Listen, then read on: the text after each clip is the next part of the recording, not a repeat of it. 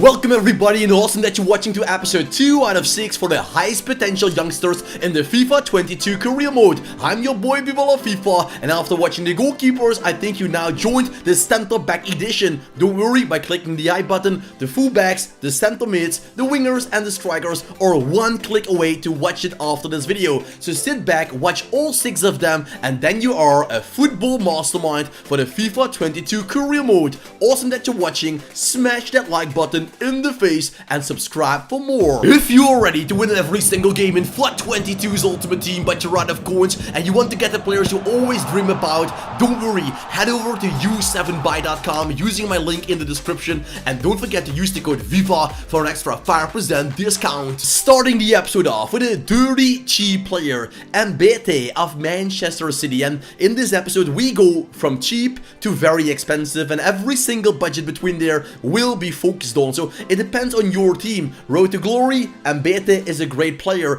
A mediocrity team, mid-table, every single team will meet the players that will make their team better immediately for the right budget. MIDFIELDERS is a monstrous beast. He's so low rated that you can sign him up for literally 700k and you can turn him into a new Dayat Upamecano, a new Vincent Company, you name it, he has everything to fight for. If you're a very big fan of Brazilian center backs, Morato is an opportunity for you, not to mix him up with Morata, the striker. Morato is playing for Benfica. Benfica has a lot of amazing center backs with, for example, Jan Vertonghen, and also a very overpowered Brazilian one. I forget about his name, Vermacholi, something like that. Great players. So that means this man is the third, fourth or fifth option. You need to do something to boost his speed, but you can fix that with a good training guide. And then this guy is a tank at the back. Remember Alex of Chelsea in the past and PSV Eindhoven? You can create yourself a player exactly like that. If you're looking for a cheaper version than Matthijs de Ligt, we have Mickey van der Ven, the new signing of VfL Wolfsburg. He's a ball-playing center-back. He's very quick with the ball on his feet. He's very quick as well, but don't underestimate him. He's only 6'4". Well, that is gigantic for a player with that speed, dribbling abilities, defending and physicality. So Mickey van der Ven is dirty cheap, but you can't get him in the first window because VfL Wolfsburg recently signed him up, so you have to wait at least 1 year until Mickey van der Ven can be yours. But that is not something to cry about. You might be happy with it. He can learn something at Wolfsburg, grow a little bit, and join your team as a better player. My Godfrey, what a center back this is. His speed is already incredible at the start of FIFA. Even in the Ultimate Team version, he's a player, he's worth the money. But Godfrey will be even better in the career mode. So if you used his FIFA 22's Ultimate Team card, and remember that goes with a plus 6, 7, 8 or even more speed, the drama will be even bigger. So Godfrey is a legendary center back already. So if you're starting off with Everton, never ever sell the guy. He'll become one of the best center backs in the wide world. Bela Kotchap is one of those hidden gems I love to find every single FIFA. The center back of VfL Bochum, the newly promoted side in the Bundesliga, is 73 rated at the start, with the potential to go up to 85 and even higher. He is a tank. He is a super center back for your squad. Cheap as hell, you can sign him out with every team in the Bundesliga, but he would also be great for a team like RB Leipzig. They're always focusing on young, strong, physical, good players. So with RB Leipzig or Borussia Dortmund, Bela is a great signing, a realistic signing, so turn on that Xbox and make it happen. Wesley Fofana is also a great center back, but because he's already pretty well known, has a high started rating, he is way more expensive than the players I just showed you. So it depends on in what team are you starting. For example, in real life, Real Madrid is linked with Wesley Fofana. If I was starting off with Real, I like to keep it realistic, so then Fofana will be one of my transfer targets. For the rest, I will focus on younger players with room to grow. Fofana will go with a +8 also to a higher level, but still he's only available for the elite clubs at the start with a big budget. Leonidas Sturgio. What a cool name. It remembers me of the movies 300, King Leonidas and his Braves 300 fighting against the Persian king and his 1 million soldiers. That is how it feels to get this man in your squad. King Leonidas on the center back position, 67 rated, makes him super cheap, and going up to 86 is a growth potential of almost +20. So yes, Sturgio, Leonidas, you will be on top of my wish list because you're very cheap, your name is super cool, and you will be a superstar. Ronaldo Araujo, the center back of Barcelona, is also featuring in the video. His teammate Mangueza also goes up to 84, 85, so if you're starting off with Barcelona, no need to sign up new players.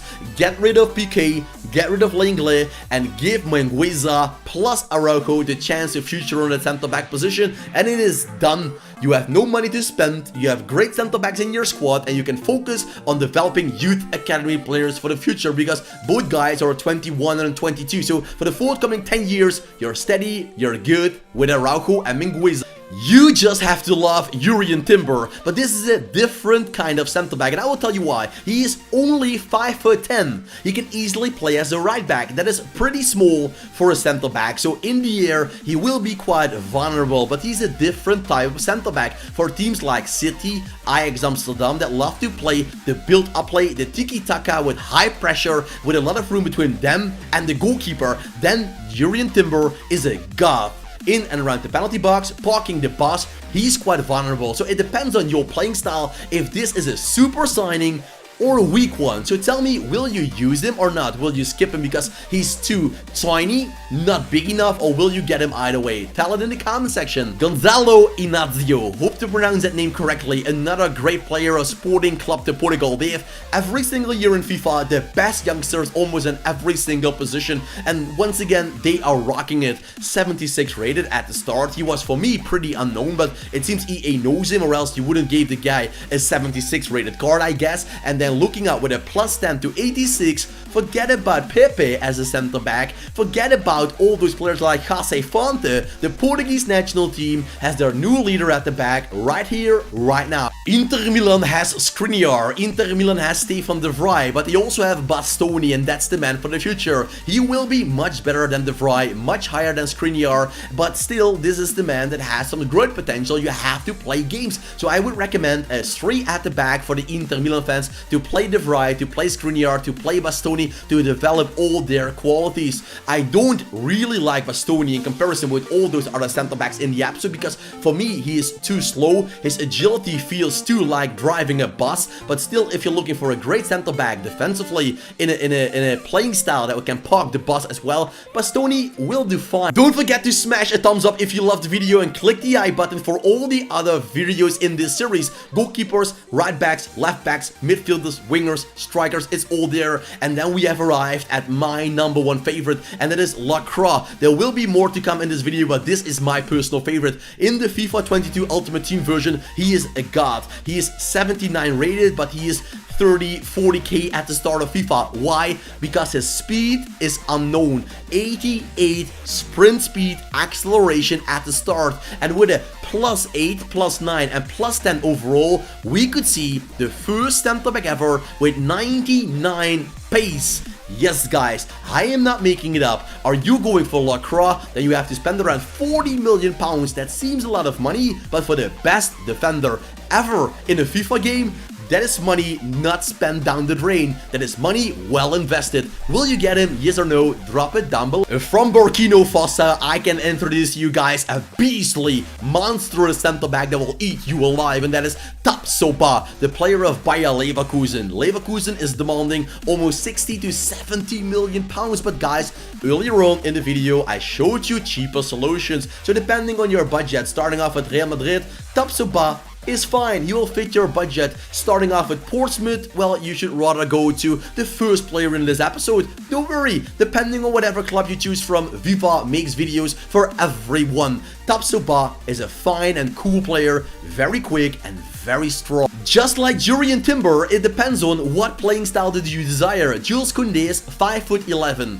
He's only one bit higher than Timber, but if you have Koundé and Timber and you can play a pressing game, there is nothing wrong with that. You will not get a lot of corner kicks, your goalkeeper can help out, you have a lot of room between you and your goalkeeper, so you can make it up with your speed, so you will not really get into troubling situations. But it depends on your playing style, if Koundé and Timber are godly or floppy. If it depends on me, I am going for Gvardiol in combination with Lacroix, because then I think you have the best center backs in the whole career mode. The quickest, the strongest, the tallest, the best possible high potential center back combination for me is Gvardiol and Lacroix.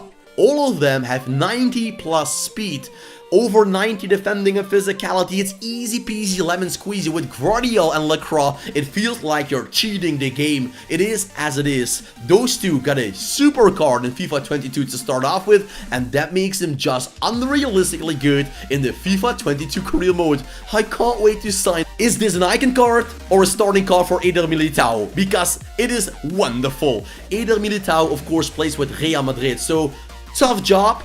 Good luck if you want to sign him up with any other team. Starting off with Real Madrid, you have Eder Militao, but for the rest, you have to look and find a new center back. You could go for Gvardiol, Lacroix, or all those other opportunities. So guys, who are you going to combine Eder Militao with from the players in this episode? Drop it in the comment section. Maybe you can go for Dayot Upamecano, 91 rated, highest potential player number 2 in this video. I think you can guess the number 1 by watching the thumbnail, but still, Dayot Upamecano is a man that will eat you alive. The better version of Tapsoba. It would be great if you're starting off with Bayern Munich, if you could combine this man with Tapsoba. Two very good center backs to combine young, quick, talented, strong, physicality, defending stats, sliding tackle, sprint speed, it is all there. So Tapsoba, I would recommend all the Bayern Munich career mode starting players to get Tapsoba as quick as possible. Or Lacroix is also a Bundesliga player, and that's always the coolest and the most realistic. And that takes us to the final player in this episode, and that is my countryman of the Dutch season, that is Matthijs de Ligt. Matthijs, well, he's a great center back, but what, Viva? Is there a but? Yeah, there is a very big but. Jennifer Lopez big? Yeah, guys, Jennifer Lopez big. Because I think Matthijs de Ligt, his agility makes him weaker than the players I mentioned earlier on in this episode. For example, Lacroix is maybe 1-2 levels better usable on the pitch than Matthijs de Ligt. De Ligt is higher rated, his standing tackle, his sliding tackle will be higher, but he's not as quick as the players in this episode. He's not as agile as the players in this episode, and that makes Matthijs de Ligt the highest rated player, but not the best possible. If you didn't listen to the video and just click through it, well, you have to listen again to find out what I tell you, and that's what makes it cool. People that listen will actually get better in FIFA. So thanks for watching, thanks for listening, click the I button and enjoy the other videos in this series. I think you will probably go for the fullbacks right now. Enjoy it, I see you with the new video, subscribe for more and put on that notification bell, and you know the magical words, keep it cool, keep it real, and ciao for now.